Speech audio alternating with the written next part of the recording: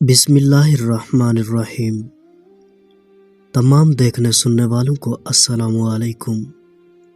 میرے عزیزو، تہجد کی نماز بعد نماز عشاء سونے کے بعد درمیان رات میں اٹھ کر پڑھی جاتی ہے، کیونکہ اسلام کے پہلے دور میں جب 5 نمازیں فرض نہیں ہوئی تھیں اس وقت تہجد کی نماز فرض تھی، لیکن معراج کے موقع پر جس رات ہمارے پیارے نبی حضرت محمد صلی اللہ علیہ وآلہ وسلم آسمان کے معجزاتی سفر پر گئے، تب معراج پر آپ صلی اللہ علیہ وآلہ وسلم کو نماز کی فرضیت کا حکم دیا گیا۔ اس وقت تہجد کی نماز نفل عبادت میں بدل گئی۔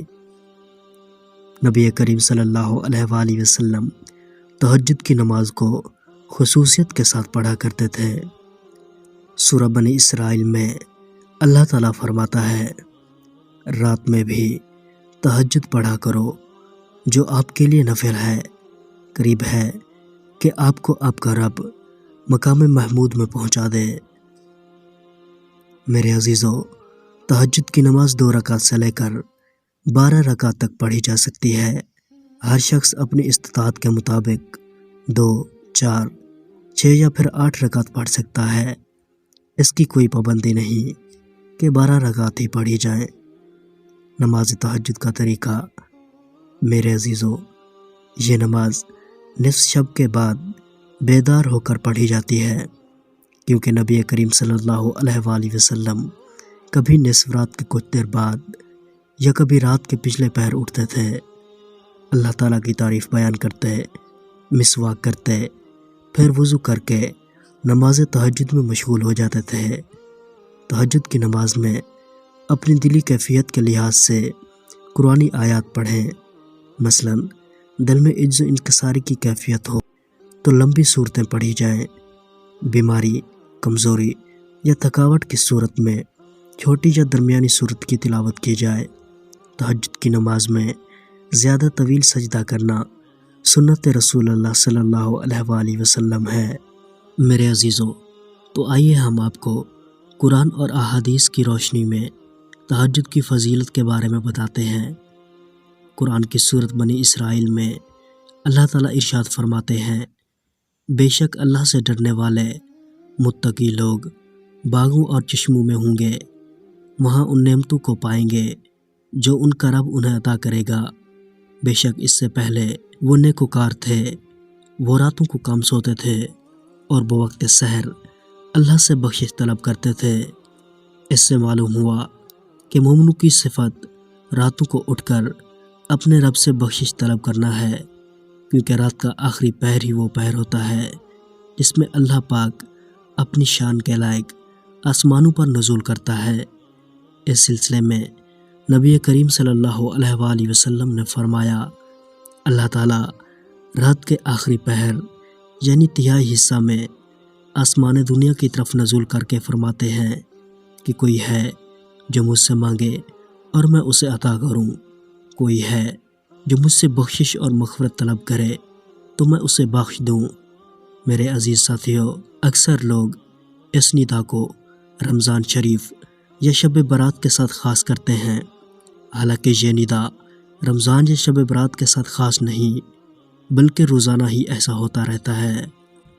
حضرت ابو سعید خدری رضی اللہ تعالیٰ عنہ سے روایت ہے کہ رسول اللہ صلی اللہ علیہ وآلہ وسلم نے فرمایا، سردی کا موسم مومن کے لیے موسم بہار ہے۔ اس کے دن چھوٹے ہوتے ہیں جن میں وہ روزہ رکھ لیتا ہے، اور اس کی راتیں لمبی ہوتی ہیں جس میں وہ قیام کر لیتا ہے۔ حضرت عبداللہ بن مسعود رضی اللہ تعالیٰ عنہ مرفوعاً فرماتے ہیں، سردی کو خوش آمدید، اس موسم میں برکتیں نازل ہوتی ہیں، وہ اس طرح کہ اس میں تہجد کے لیے رات لمبی جبکہ روزہ رکھنے کے لیے دن چھوٹا ہوتا ہے۔ حضرت ابو امامہ رضی اللہ تعالیٰ عنہ سے روایت ہے کہ نبی کریم صلی اللہ علیہ وآلہ وسلم نے فرمایا، تمہیں چاہیے کہ رات کو قیام کرو، بطور خاص تہجد ادا کرو، اس لیے کہ تم سے پہلے نیک بندوں کی عادت بھی یہی تھی، یہ تمہارا اپنے رب سے قربت حاصل کرنے کا ذریعہ ہے۔ یہ عمل تمہاری برائیوں کو مٹانے والا اور تمہیں گناہوں سے بچانے والا ہے۔ اسی طرح حضرت علی رضی اللہ تعالیٰ عنہ سے روایت ہے کہ نبی کریم صلی اللہ علیہ وآلہ وسلم نے فرمایا، جنت میں ایسے شفاف کمرے ہیں جن کے اندر کی طرف سے باہر کا سب کچھ نظر آتا ہے اور باہر کی طرف سے اندر کا سب کچھ نظر آتا ہے۔ ایک دیہاتی کھڑا ہوا اور عرض کرنے لگا، یا رسول اللہ صلی اللہ علیہ وآلہ وسلم، یہ کن کے لیے ہیں؟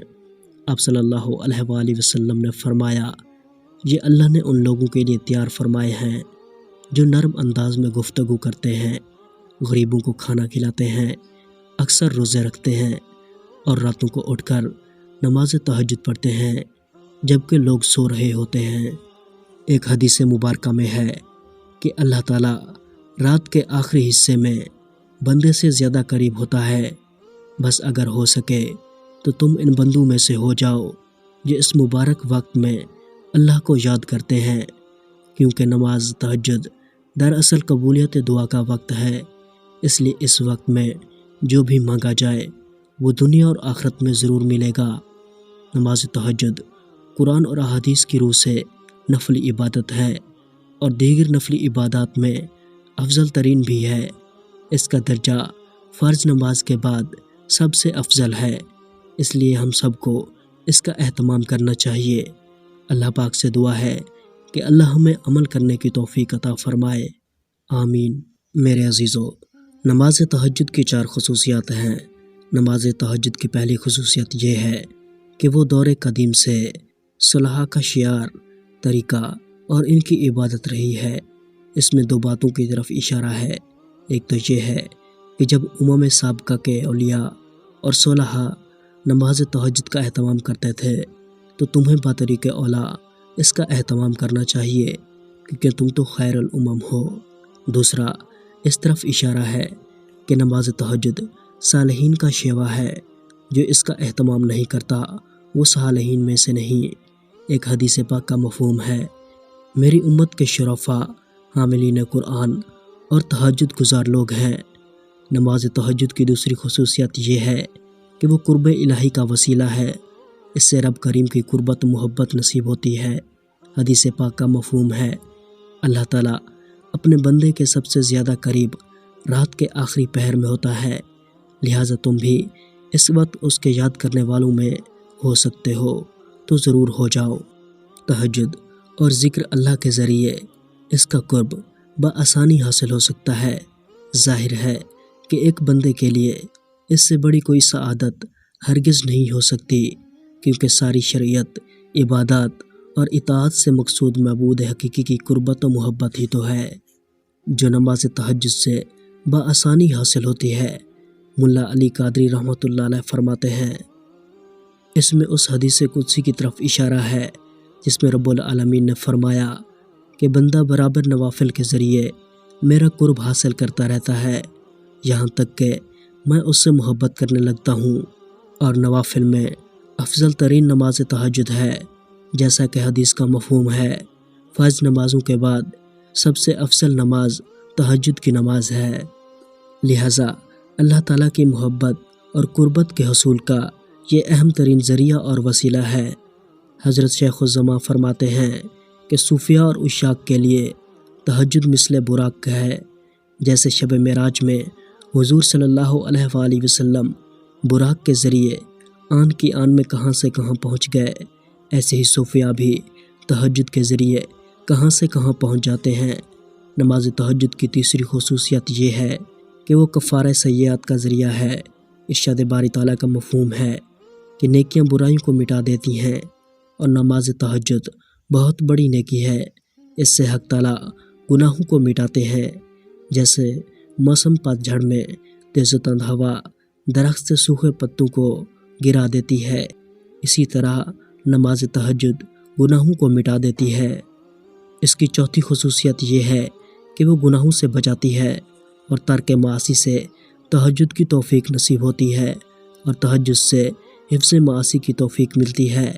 حدیث میں ہے کہ حضور صلی اللہ علیہ وآلہ وسلم سے کسی کے متعلق یہ شکایت کی گئی کہ فلاں آدمی رات کو تہجد تو پڑھتا ہے مگر دن میں چوری کرتا ہے۔ آپ صلی اللہ علیہ وآلہ وسلم نے فرمایا، ان قریب اس کو تہجد کی نماز برائی سے روک دے گی۔ میرے عزیزو، کیونکہ نماز کی یہی خصوصیت ہے کہ اگر اسے صحیح طریقے پر قائم کیا جائے تو وہ نمازی کو برائی سے روکتی ہے۔ الغرض نماز اور تہجد سے حفظ معاصی کی توفیق ملتی ہے۔ حضرت حسن بصری رحمۃ اللہ علیہ کی خدمت میں ایک شخص حاضر ہوا اور کہنے لگا، حضرت تہجد کی توفیق نہیں ملتی، کوئی ترتیب بتائیں۔ تو آپ رحمۃ اللہ علیہ نے فرمایا، دن میں گناہوں سے اجتناب کرو تو رات میں تہجد کی توفیق نصیب ہوگی۔ معلوم ہوا کہ ترک معاصی اور توفیق تہجد لازم و ملزوم ہے۔ اللہ تعالیٰ ہمارے تمام گناہوں کو معاف فرمائے، آمین۔ اگر آپ اسلامک ویڈیوز دیکھنا چاہتے ہیں تو اسلام کا سفر یوٹیوب چینل ضرور سبسکرائب کریں۔ شکریہ۔